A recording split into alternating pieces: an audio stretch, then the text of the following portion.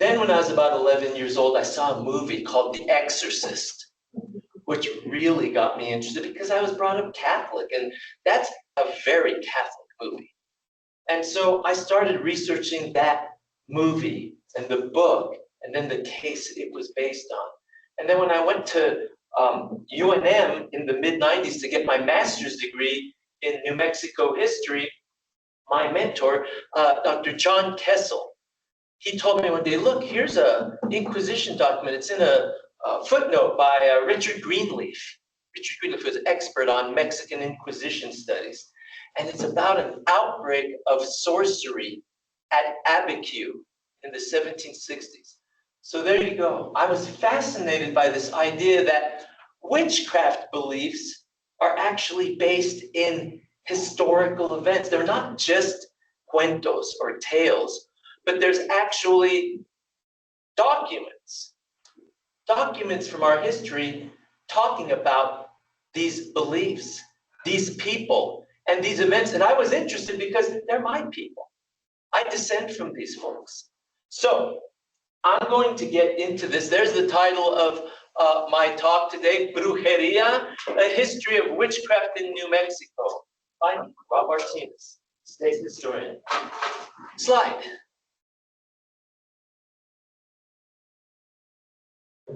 Yo no creo en brujas, pero hay. This is a dicho from Galicia, Spain. I don't believe in witches, but they exist. You have that contradiction that you could find all over the Spanish-speaking world, and especially in modern times. But we have that here in New Mexico. We'll see this idea of people saying, oh, those are just stories. Don't believe that. But let me tell you what really happened. Let me tell you what really happened. These witch beliefs persist in New Mexico into the current century. I'm going to be showing some images too. This is from Francisco Goya, the famous Spanish painter from the area of Zaragoza, Aragon. And he painted a series of images of witchcraft beliefs from Spain. This is a coven of witches and a demon or a goat. And he did this as a statement of beliefs that he thought were keeping Spain backwards and in medieval times. But that is a Goya painting, Brujería, witchcraft. Slide. A little warning for us historians, and for today, you are all historians, okay? I've deputized you all. The historian ought to be made to understand that his day is only a day, or hers. He is apt to treat it as if it were a day of judgment.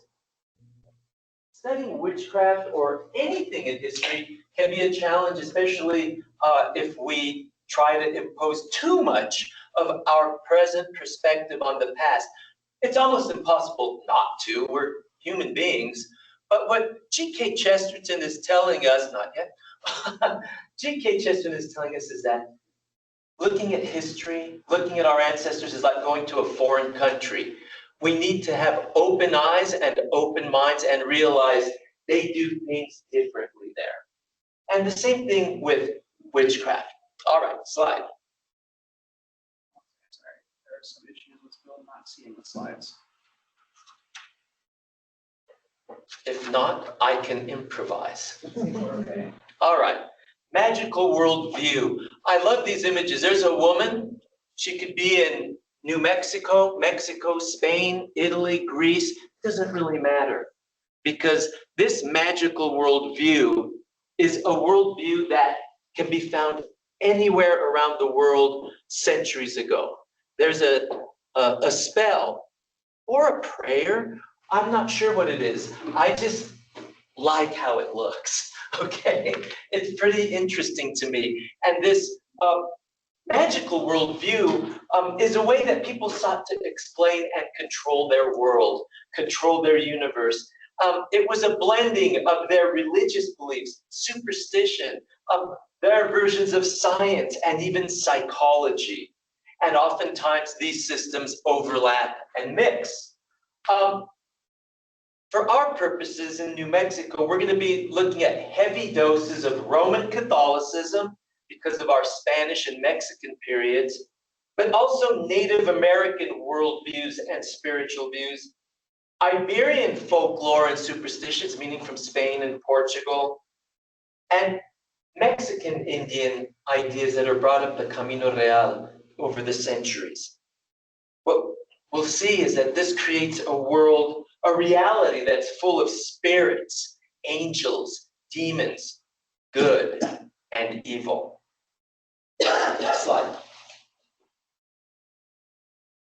So what is witchcraft? It's universal. I love these images of African warlocks, African witches, because no matter where your ancestors come from, we have these ideas of benevolent creators and spirits that have the creator's work destroyed or ruined by an evil wizard or witch.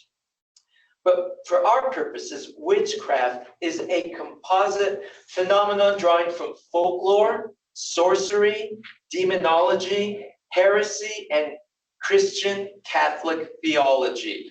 Heresy is when you step outside of the teachings of the official church, and the church gets mad at you. All right? Next slide. European witchcraft roots. Here we have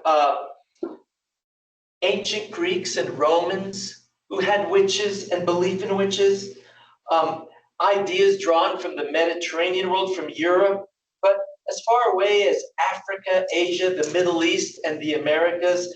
In other words, these universal ideas coming together in Europe. And we have to remember that with Christianity, we have in the Old Testament, which is mentioned, not to suffer a witch to live. These are words that will be used later by Catholic theologians to go after witches. And of course, in the New Testament, in the Gospels, on more than one occasion, Jesus confronts evil spirits and performs exorcisms on them. So these ideas come from Judaism, especially Sephardic Judaism in Spain, Catholicism, also Islam brings their ideas, writings from the eastern territories of the Mediterranean dealing with magic and amulets and spells. Some people believe that witchcraft is actually an invention by Christian theologians, that when Christianity starts to spread through Europe, there were already nature religions, not unlike what Native Americans have. Very similar, like the Druids in the British Isles, and that many times the priest or the theologian would say that is a demonic operation, and you would have them in conflict with each other.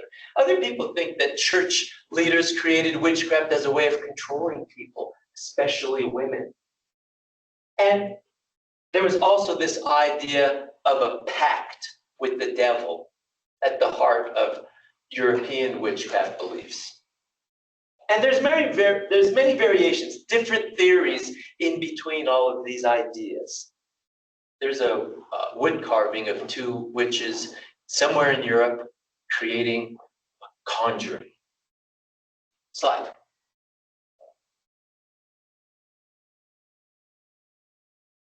Witchcraft and sorcery. This is a Bosch painting. I chose this because I read in my research then when William Friedkin, the director of The Exorcist, was making that movie, he wanted the demonic voice. He told the sound guy, I want her voice to sound like a Bosch painting. There you go. Witchcraft and sorcery. They're not exactly the same thing. Sorcery tends to be individual, an individual person in a town who uses mechanistic and physical elements to cause physical change or harm. Powders, plants, things like that. Witchcraft, on the other hand, is believed to be communal, the coven, the schools. And there's obviously, from the Catholic perspective, a pact with the devil involved, the invoking of spirits, trying to read the future, trying to contact the dead. And oftentimes in my studies, reading books and looking at actual documents, Inquisition documents, theologians and inquisitors often confused or clouded that distinction. Slide. Roots of witch beliefs in Spain. This is important for New Mexico because we eventually became part of the greater Spanish Empire for over 200 years. I love this image of a festival in northern Spain. I can't remember, honestly. I think it's either Galicia or the Basque country, but it looks kind of like our matachines here. That's why I love this image. There's a celebration which probably can be traced back to medieval times or even before. But roots of witch beliefs in Spain, obviously we have to acknowledge Roman beliefs and superstitions because the Romans Latinized Spain for the better part of 400 years. Then the Visigoths come in and they blend with the local Celtiberians and Hispano-Romans. They're bringing their superstitions and beliefs and a heretical form of Catholicism called Arianism. Has nothing to do with Nazis. It's a heretical belief in Catholicism. And then they convert to Orthodox Catholicism, but the seed is there, that conflict of hardcore Catholicism and heretical Catholicism in Spain. The Moors come in next. They bring their beliefs, their folklore, and Sephardic Jews are already in Spain for centuries, and they bring ancient beliefs and practices as well. There are arts and sciences being brought by the Muslims, but also ideas of divination, trying to read the future, astrology, belief in amulets to ward off evil spirits. That was very common. Books about occult art circulated, many by Arab authors, and I found this interesting in my research. Lower classes relied on rural healers who roamed from town to town. This is at a time when you had convivencia in Spain. You had Catholicism, Sephardic Judaism, and Islam coexisting, not always peacefully, but they're together. But you're supposed to stay in your own backyard. You know what I mean? You're supposed to stay there. But people would step out of their religion, especially Catholics. They'd go to Moorish or Jewish women known as saludadoras, health givers, adivinas, fortune tellers, entenderas, people who could take care of you. These were curanderas, folk healers. And it was believed that they could tell fortunes, cure illness, offered protection against mal ojo. Raise your hand if you ever heard about mal ojo. Okay, evil eye, evil eye. I heard about that growing up. They said if a baby was cute, somebody in the family had a baby, said, hey, cute. If you looked at it too much, it would get mal ojo, it could get sick. And that these healers could make spells to excite love or hate. In fact, in Spain, edicts of faith were read in churches all over the Iberian Peninsula, warning against seeking help through magic, sorcery, divination, as well as witchcraft, and called it heresy because people were doing it. Next slide. Inquisition and witchcraft. People always want to know about the Inquisition, so we're going to talk about the Inquisition. That's another Goya painting of an Inquisition trial. That guy with the pointy hat, that looks like a student who got in trouble at school, and maybe that's kind of what happened. But whoever that is, it could be a converso, a convert from Judaism to Catholicism who is secretly practicing Judaism. It might be somebody who blasphemed against the church or the church teachings. Nonetheless, the penitentes that you see in Sevilla, they now wear these long pointy hats with their face covered while they do penance through the streets of Sevilla during Semana Santa Holy Week. But the Ku Klux Klan stole that look. So don't think they invented it all by themselves. They stole it. So the Inquisition was actually skeptical of witchcraft. They considered it a delusion and superstition. In fact, the Inquisition rarely got involved with witchcraft cases. A lot of times people think the Inquisition did nothing but hunt witches and burn witches. That was not happening. Actually, it was very rare. Usually the Inquisition would let the civil authorities handle witchcraft cases. But when heresy was involved, the Inquisition took notice, especially if there were accusations of a pact with the devil. Let's talk more about the Inquisition. Next slide. The roots of the Inquisition go back to Roman times. Spain was part of the Roman Empire. And in the Roman society, like most societies, especially totalitarian ones, which is what Rome fell into, they wanted to keep peace, Pax Romana, the Roman peace. Well, an inquisitio is what it looks like. It was an inquiry, an investigation.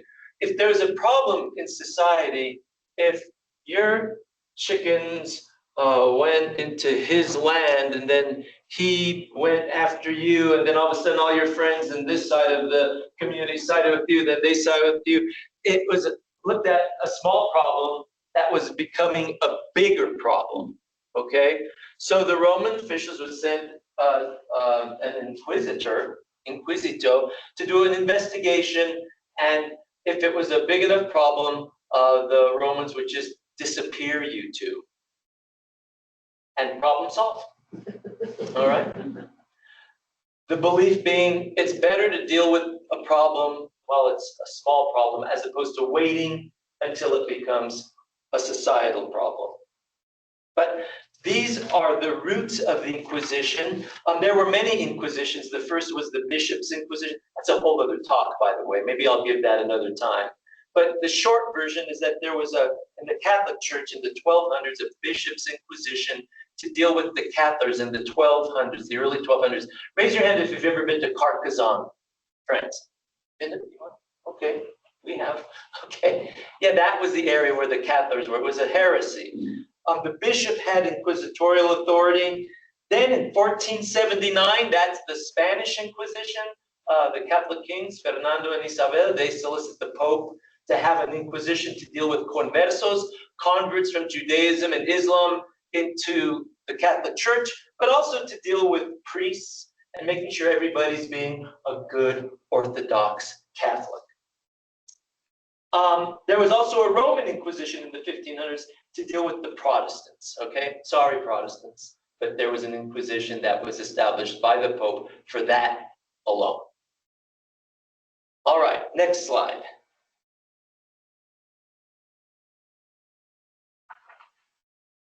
El Santo Oficio in Mexico. The first bishop of Mexico in Mexico City came in 1535, Juan de Zumárraga, a good Basque name. He had inquisitorial authority, and from about 1535 to 1571, that was the extent of the Inquisition in what's now Mexico. It was the bishop who had that power. But the Holy Office of Santo Oficio was brought in 1571. And that right there is the seal of the Inquisition in Mexico City. Raise your hand if you've ever been to Mexico City. Okay, some of you might have seen this, but if you're facing the cathedral on the Zócalo, the huge plaza, the square there, if you're facing the cathedral, if you go down that street just to the left, go about 2 or 3 blocks, there's a little plaza, a little square called Plaza de Santo Domingo, St. Dominic. And Dominicans tended to be inquisitors. And right there's a beautiful little church, and right across the street is the building that was the Inquisition. That's where the secret cells were, that's where the trials were held and investigations. That version of the Inquisition is what rules New Mexico. We don't get a holy office up here, you'll see. But what we do get are Franciscan priests. Franciscan priests to come try to convert the Pueblo people and minister to the Spanish population.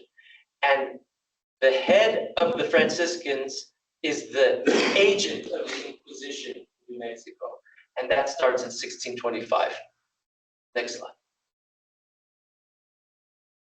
So real quick, just so we can get into our heads, our periods of New Mexico history ancestral Pueblo, and the Pueblo people are the first New Mexicans. They've been here first by thousands of years. We now know about 23,000 years by the handprints and footprints found in down south of near White Sands. Although we don't know if they're the ancestors of the Pueblo people, but someone was here early.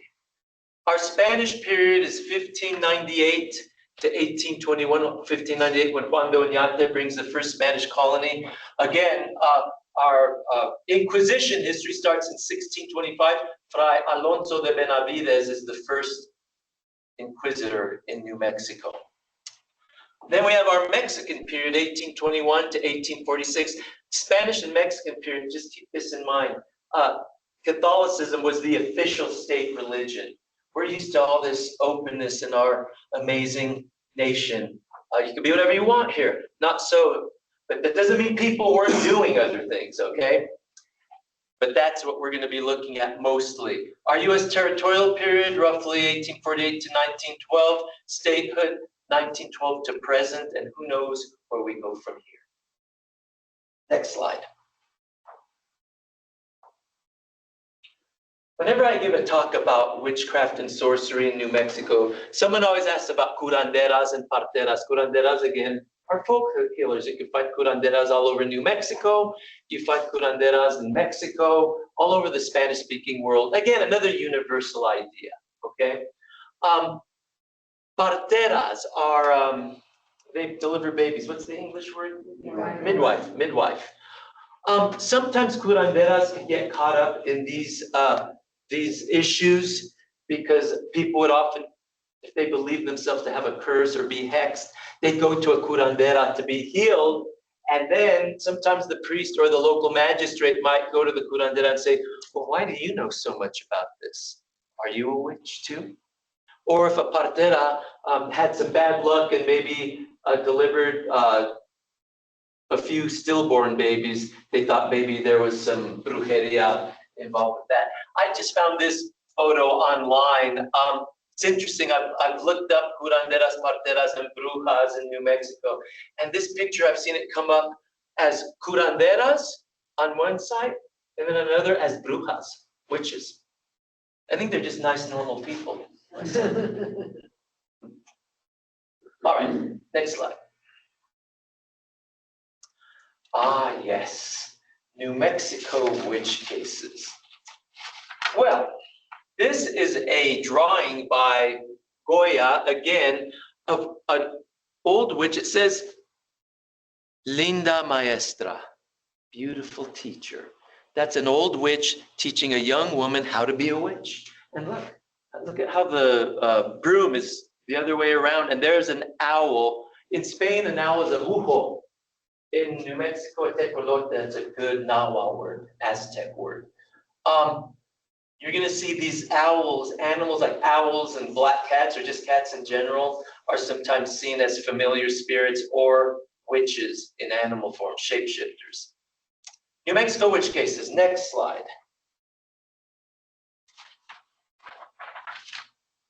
Next slide.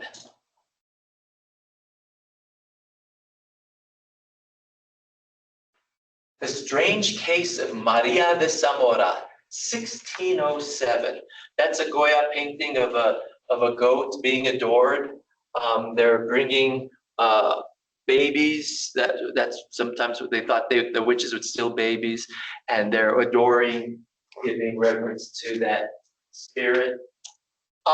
Let's talk about Maria de Zamora. This takes place in 1607 up near Okeawinge Pueblo, what we called San Juan Pueblo for many centuries. That's where the Spanish who came with Oñate settled initially, starting in 1598, late 1598, 1599, San Gabriel. And there's no Santa Fe yet. There's no Santa Fe, just a little community living right next to Pueblo people, colonists. And Maria de Zamora was the wife of Bartolomé Montoya, a Spaniard from Cantiana, Spain, outside of Sevilla. So he was a Spaniard, and she was a Mexican Indian woman, Native American from the Valley of Mexico. So they brought some of their children, little mestizo kids, half Spanish, half Native American, and they're my ancestors. And if you're New Mexican, they're yours too. These are common ancestors. She was accused of trying to kill someone with evil magic.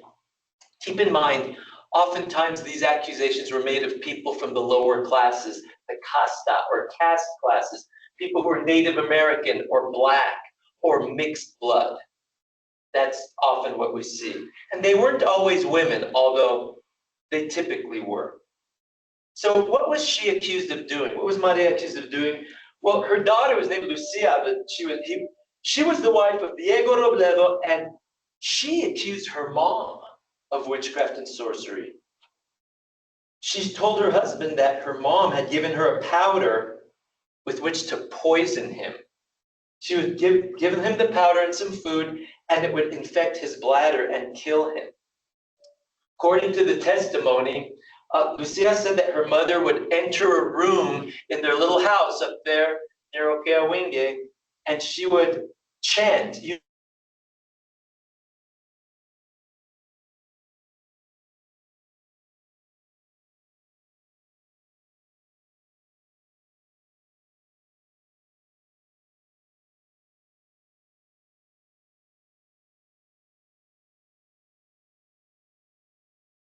Ride it.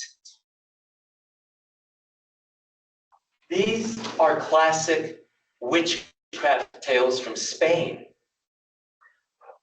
Other accusations leveled at Maria included love magic, abuse of peyote, and other women were corralled into these accusations. Ana Ortiz and Maria, the wife of Francisco Lopez. She was also accused of creating an ointment that would make men unable to resist her charms. Love magic. So the priest at that time, Padre Escobar, he investigates and he thinks it's serious enough to have the Inquisition look into it. He informs the governor, Juan de Oñate, about what's happening, and he preaches a sermon warning the New Mexico colony that anyone participating in witchcraft, sorcery, or failing to report anyone doing such things will face punishment. Maria denied all the accusations. She claimed that they were stories she learned from Indians in Mexico. She and her husband were exiled from San Gabriel, and Diego Robledo and Lucia Zamora were forbidden from leaving. I don't know what was the worst punishment. The other women, nothing happened to them. And I gotta tell you that these stories are kind of anticlimactic. We don't know if anything happened, but they seem to just kind of go away. It's not like Salem where you see all this fantastical trials and things. Next slide. The man who made a pact with the devil, 1629. I drew that guy. Luis de Rivera. He was a native of Sevilla, Spain, and he worked on the caravans that came back and forth on the Camino Real from Durango, in what's now Mexico, to New Mexico. He confessed to the head of the Inquisition in New Mexico that he had entered into a pact with the devil. He claimed a black slave taught him about demonology and described the pact in this way. The black slave said that the devil was active in human lives, that he could help round up cattle, have success in a bullfight, or help in capturing a wild horse.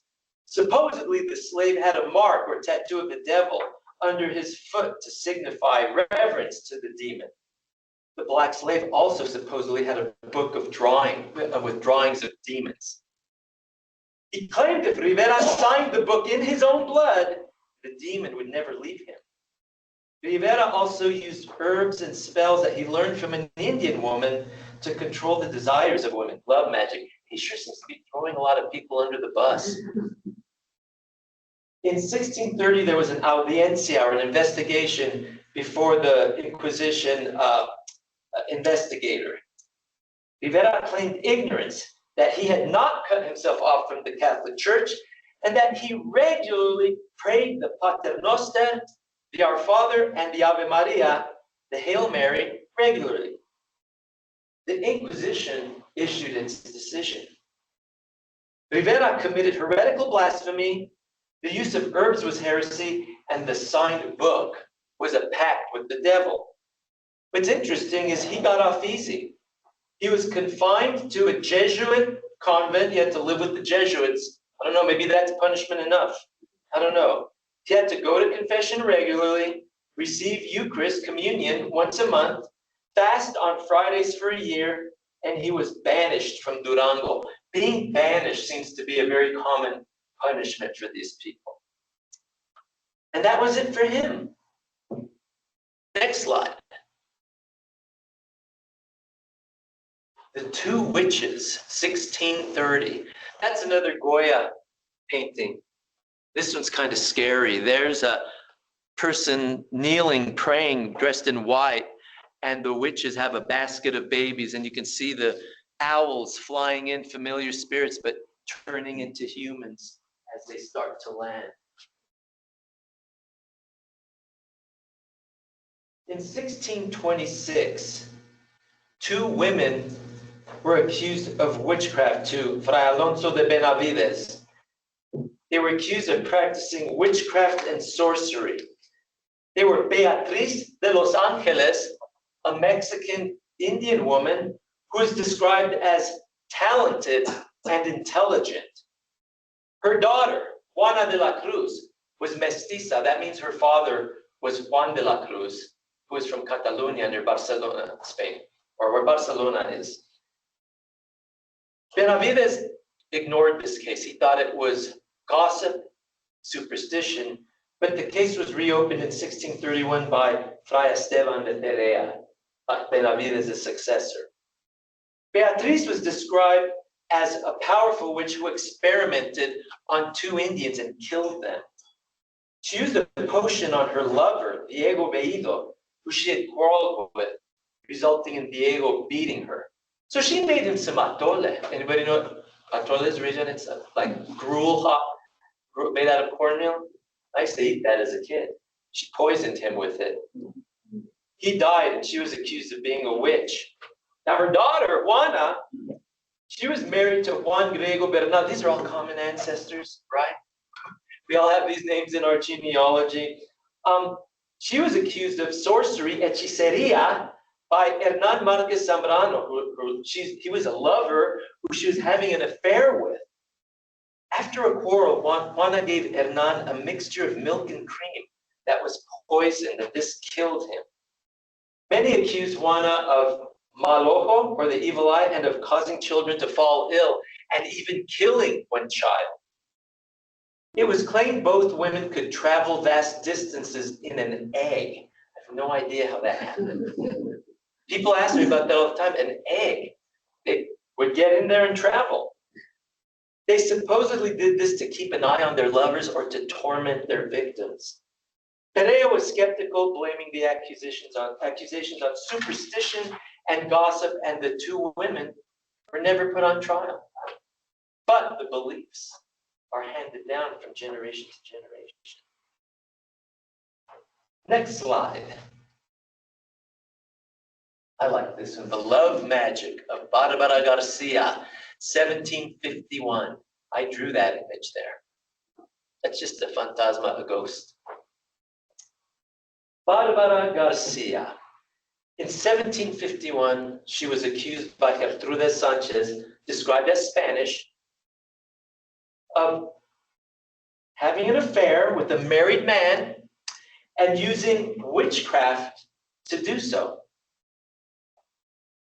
Now, Barbara Garcia accused her friend, Catarina Gutierrez, who was also Spanish, saying that Catarina had told Barbara to get clip of hair from her lover, put it in a little faja, a little belt, and wear it and say a little incantation over it, and that he would not be able to be with anyone except her.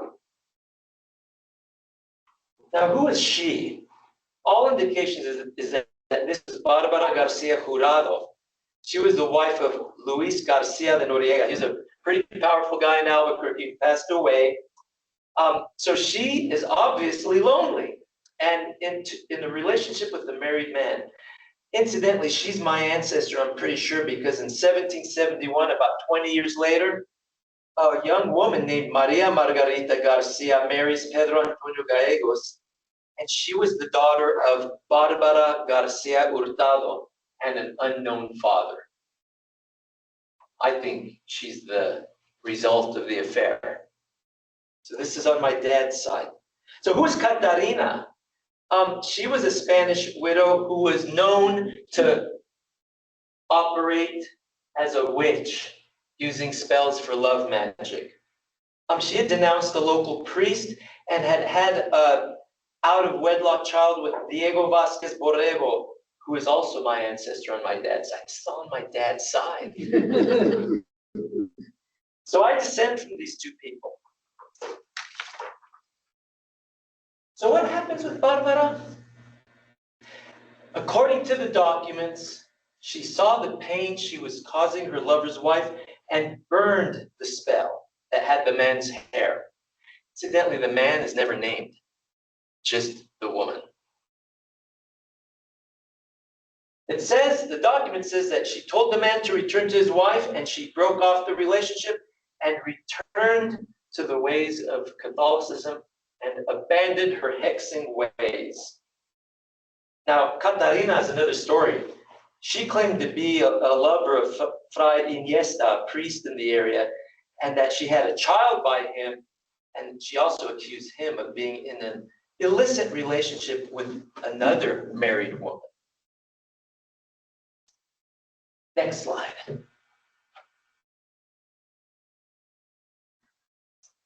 All right, this is the big one. This is the big one for New Mexico. Fray Juan José Toledo and the devil. In the year 1764, some women possessed by the devil broke loose in this kingdom. That was written by a priest, Fray Francisco Atanasio Dominguez, in 1777. That's a drawing by Goya, again, of a witch stealing a baby. Next slide. Look at this prayer.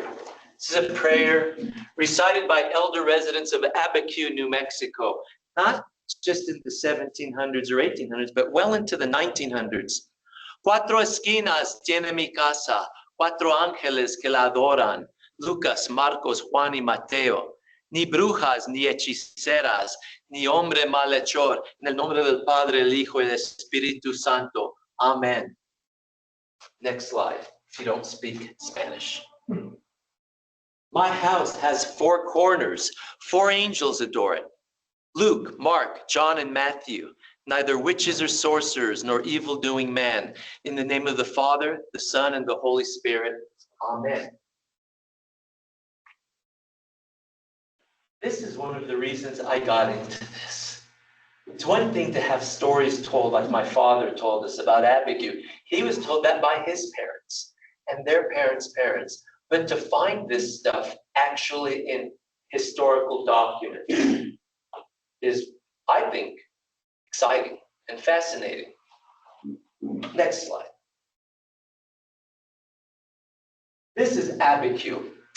It's just to the northwest of Santa Fe, and it looks like what it was and still is in a way, a pueblo. It's a pueblo. You can see the little church in the center. Keep this image in your mind while I talk about this case, because the priest performs exorcisms right outside that church, public exorcisms in this case. Abiquiu was established in the mid-1700s. Originally, it was a Spanish settlement around 1747, but it was abandoned because it was such a dangerous place to live. There's so many raids by different native groups. So it was abandoned, but by the mid-1750s, Governor Tomas Velez Cachupin, he starts establishing these little towns on the periphery of New Mexico using excess population, Genizaros, Genizaro people, mestizos, mulattos, people of African ancestry, and they're established at places like Las Trampas, truchas, Belen, and Abiquiu. Next slide. So the priest, Fray Juan José Toledo, he's from Mexico City. He comes to New Mexico in 1743 after being a priest for about 10 years, and he works in various pueblos. He seems to be ready to fight, not just local people, but the devil. He has books. We have a list of his books. One of them is a manual of exorcism, Manual de Exorcismos. I found a copy of the book, and a lot of what he says describes happening at Abiquiu, you can find in that book. So, according to Fray Juan José Toledo, the devil has a grip on Abiquiu. The people there, he says, are entering into pacts with the devil. They're practicing witchcraft and sorcery, and they're just not very good Catholics. Okay? Next slide, please. So, according to Toledo, these witches use spells to kill people, to cause illness, to excite love and hatred, to damage people, to use magic to open locked doors so they could walk freely about the pueblo. And they would use poison to do so. They used a plant called sangre de drago, and they would put this in bread. They would put it in atole and cuajada and in milk and cream and cause illness and even death to people. I believe in the document even says that the priest before him might have been killed by the people in Abiquiu. He distinguished between real and false sorcerers. He claimed that real sorcerers entered into a pact with the devil, invoked spirits, and used magic, evil magic.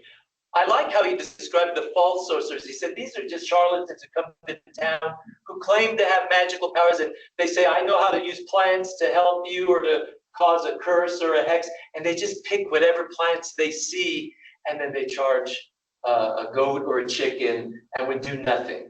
They were snake oil people, just ripping off people. Real quick, I want to say something about the Genizaros.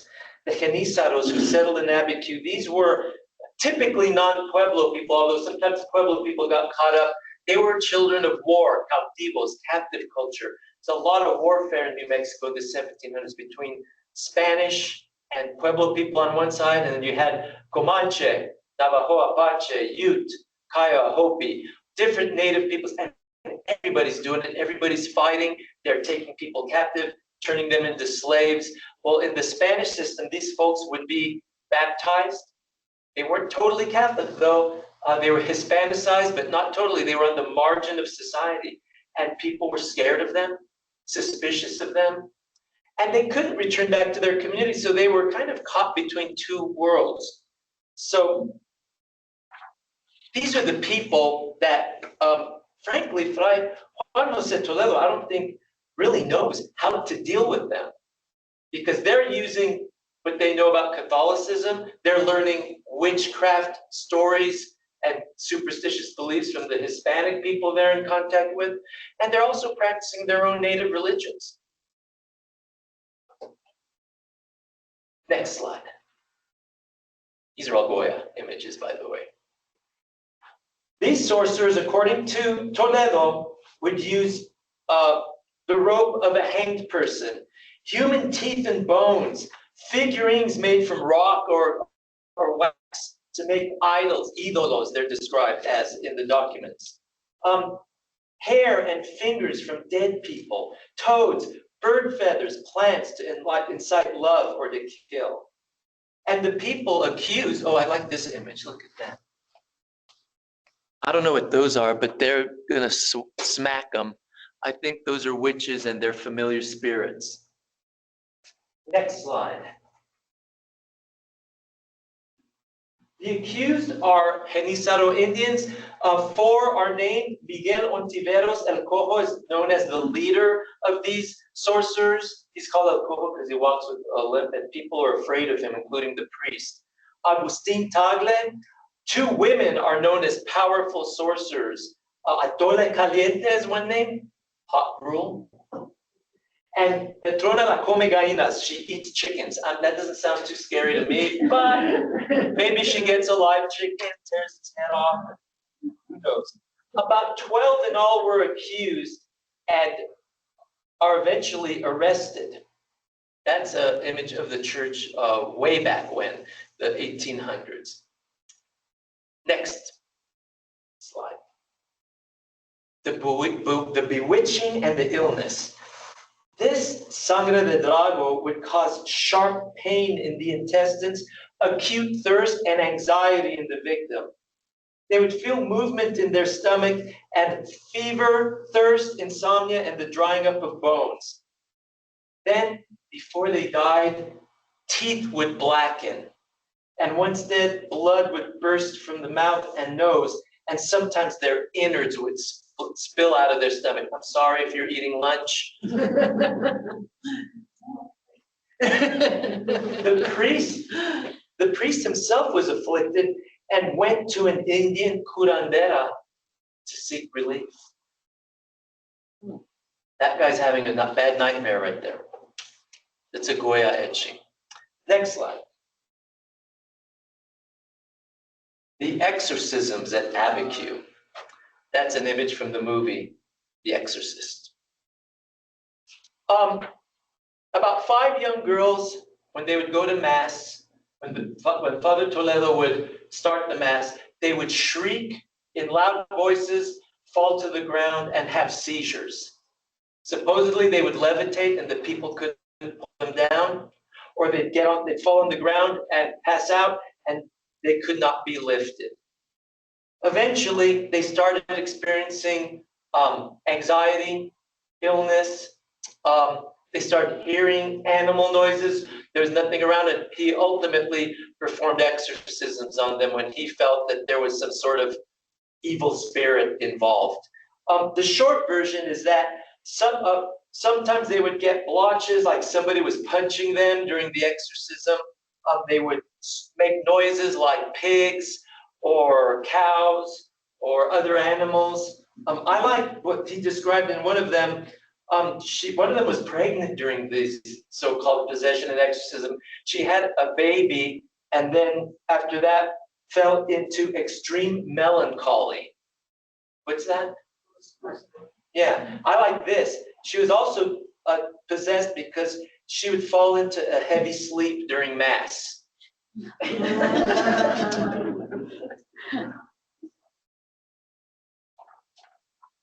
Now, what's interesting, it describes that he would pray the exorcism prayers over these girls, and that he wore a purple stole, it describes, had a cross, and would use holy water while performing the exorcism, just like the movie. That's exactly what they were supposed to do. And that the victims would howl in a very loud voice like the Indians of this land are accustomed to.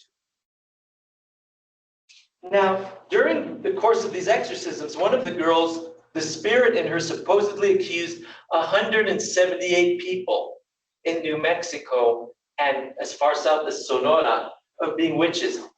They wrote down the names and even descriptions of them.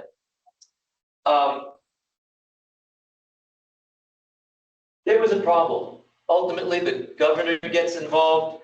And this is a battle of authority between Toledo, the priest, and Miguel Ontiveros, the leader of the Genízaros.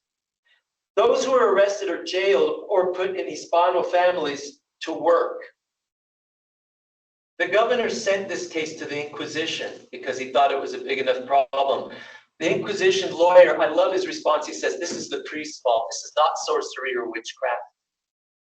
He's not learning their languages, and he's not catechizing them or Christianizing them. As far as the 178 accused, he says, we're not going to investigate them because they were accused by demons, and we do not accept testimony from demons because they're liars. There were no burnings, no executions. Next slide. The exorcisms pretty much put an end to this case. There's a woodcut image of an exorcism. You see the little demon leaving the person's mouth while the priest performs a ritual of exorcism. And according to the documents, the so-called invading spirits were silenced and calm. Next slide. Real quick, I think we're running out of time. These are documents from the actual Inquisition case. This is the opening page. It says the superior governor, year of 1765, testimony of the acts remitted by the governor of New Mexico about sorcerers that have been discovered in that province. And this is the first page, written in Santa Fe. Next page. Now, we sometimes think of these people flying around and exorcisms and witches and, you know, scary things happening, but real life was happening. This is a baptismal record of a child of Miguel Ontiveros, the leader of the sorcerers at Abiquiu, and his wife. Oh, let's see, go back. Did I do that? Can you go back? Thank you, sir. Witchcraft. Oh, go forward now. There we go. There is something going on here. Okay. They're having a baby baptized, and look who the priest baptizing, Fray Juan Jose Toledo. Here's Agustin Tagle, Indio Genízaro. He's the other scary sorcerer. He is getting married to Maria Antonia, also an Indian of the Pueblo. They're being married by Fray Juan Jose Toledo. So you get the idea that this is all just kind of a day in the life of a Catholic Franciscan priest in a little town in New Mexico in the 1760s. Next slide. A lingering legacy. Look at Fray Atanasio Dominguez's words in 1777. This is about the people at Abiquiu, the Genízaros. Those who have taken root here and their progeny speak Spanish in the manner described with regard to the Santa Fe Genízaros. He described their Spanish as horrible, backwards, twisted. They couldn't speak the language. For they all come from the same source, and these were taken for this pueblo. There's nothing to say about their customs, for in view of their great weakness, it will be understood they are examples of what happens when idleness becomes the den of evil.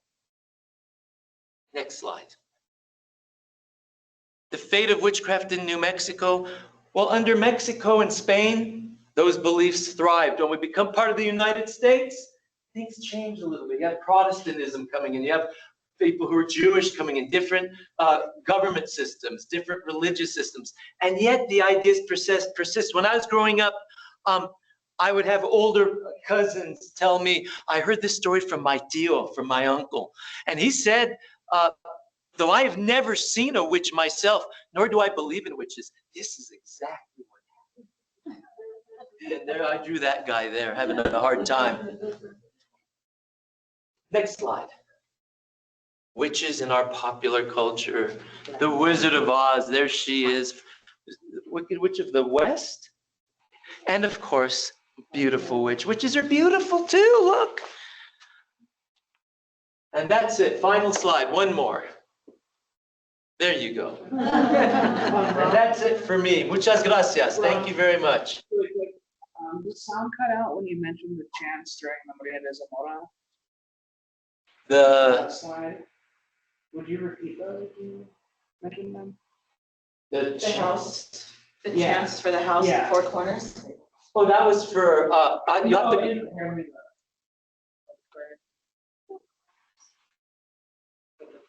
Oh, for Abiquiu, yeah, right. No, it was this one.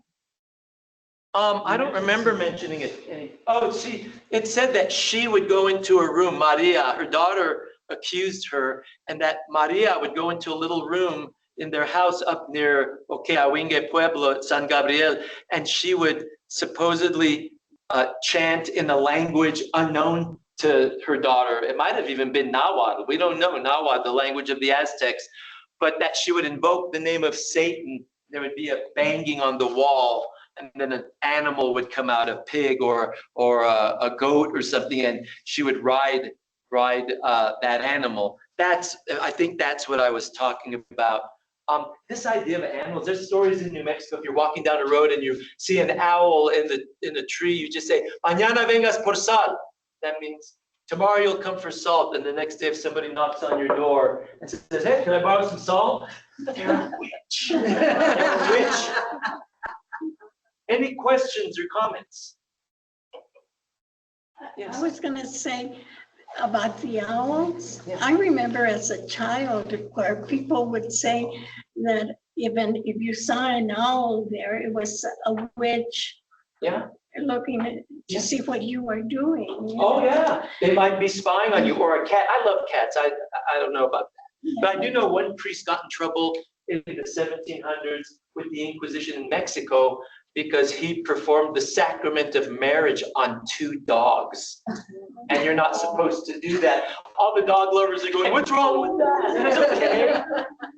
And another time, my daughter went to school in Atlanta, not Atlanta, in Alabama, okay?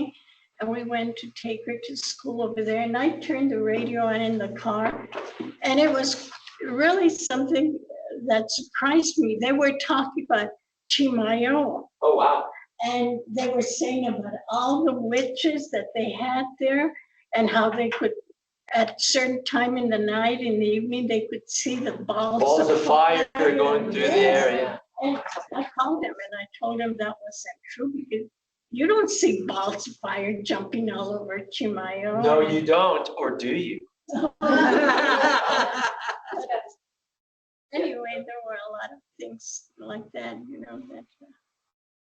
You have a couple online questions. Oh, okay. So one is, were you saying that the curanderas were witches? No, I'm saying that sometimes they were confused for witches. And I mean, my mom's mom told my dad once from Mora, said, "There's a lot of witches in Mora." And my dad got offended, so they went to talk to his mom in Mora. And he said, "They say there's witches here in Mora." And my dad's mom, my grandma, said, "Sí, mijo, muchas brujas en Mora." Yes, there are a lot of witches in Mora, but who knows? She might have even meant curanderas. I don't know. ¿Quién sabe? And then the other one was a little more broad. Why did Goya paint so many witches? The Goya paintings were a statement about, the Goya paintings about witchcraft and Inquisition were kind of a political, social statement about Spain's backwardness, that he felt these ideas of Inquisition. He was alive while there was an Inquisition in Spain. He felt the Inquisition and witchcraft beliefs kept Spain backwards, kept Spain down. And the reason he painted them was, it was a commentary saying we need to stop this and modernize. Was the Inquisition, besides being done in Mexico City, wasn't there something also in Durango? I thought there was some stuff that was actually Well, there's happening. documents there. The Durango was where the bishop was. That's where the bishop was, but the Holy Office was in Mexico City. And then there was one in, where is it, in Colombia, I think? Yeah, or maybe Guadalajara, maybe there, but I think, well, Durango was definitely the seat of the Catholic Church for the north, but we're like 800 miles away, so we were kind of just doing what we wanted up here all the time. Yes. Have you seen the sign on 2nd Street? Curandera with a phone number. And then about a week later, there was a big splash of black paint on it. Wow. And then the next week, there was a brand new sign. Well, how times have changed, right?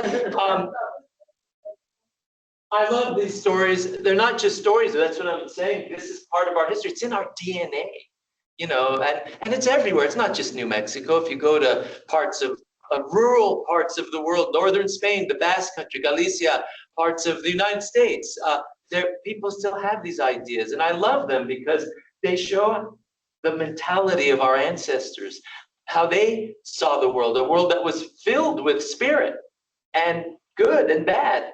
We just have a different way of explaining our world. In 500 years, our descendants might look back at us and say, what were they? Yeah, but it's not just our ancestors, because like the curanderas, a lot of the curanderas, people go to see them because they feel that they have witchcraft Something's has wrong. been, Something has been done to them. but they charge a fortune. As they should. There was another one online, what was going on in Paseo del Norte, with regards to witches, or Paso del Norte. Oh, there's cases there too. I don't know a lot about it, but I know in a collection I looked at recently, there are some Native Americans who are accused of sorcery. Very similar things, using magic for purposes of love, or to control a person's sexual appetite, or to hurt someone. All these things we're all trying to control all the time. Everybody is, but yeah, it's happening in Juarez, Guadalupe del Paso. It's part of the bigger picture, yes. I think that's it. I think that's it. Thank you, muchas gracias. Thank you very much, everyone. Thank all of you that came here. Thank you. It's really great to see faces here. We thank everybody online. I want to announce our next tertulias, and also if you are in the Santa Fe area, the State Archives, we have a wonderful little display of books on witchcraft, supernatural, ghost stories in New Mexico. There's a lot of stories about the buildings around the state that are haunted, different things, but we pulled a bunch of books out from and checked them out from the library as well, so you can come take a look at those. So our next lecture will be Dr. Rick Hendricks. He's doing something fun for November called Printers, Ink, and Bloodstains, a murderous newspaper man in 19th century New Mexico. And it'll be a lecture about Lewis Hummel, who was a rancher and newspaper man, and promises to be an exciting and interesting story. And again, bringing some characters out that maybe people do not know that well. And then on Wednesday, December 20th, there's a misprint on our current flyer, but it's Wednesday, the 18th of December. I will be doing a lecture along with Jonathan Pringle, who was here, our Director of Archives, doing the holiday traditions of New Mexico, including Las Posadas, Los Pastores, Matachines, a bunch of the different traditions we have for the holidays here in New Mexico. So we hope you join us for those lectures. We have a whole lineup for the spring, and little by little we will be posting the flyers for all our future events. If you go to newmexicohistory.org, look up special programs, and you will see Tertulia Histórica. Just click on that, and you'll be able to get the links to the future lectures. And we also upload our past programs, such as this one, if you want to go back and rewatch it again. We thank you very much.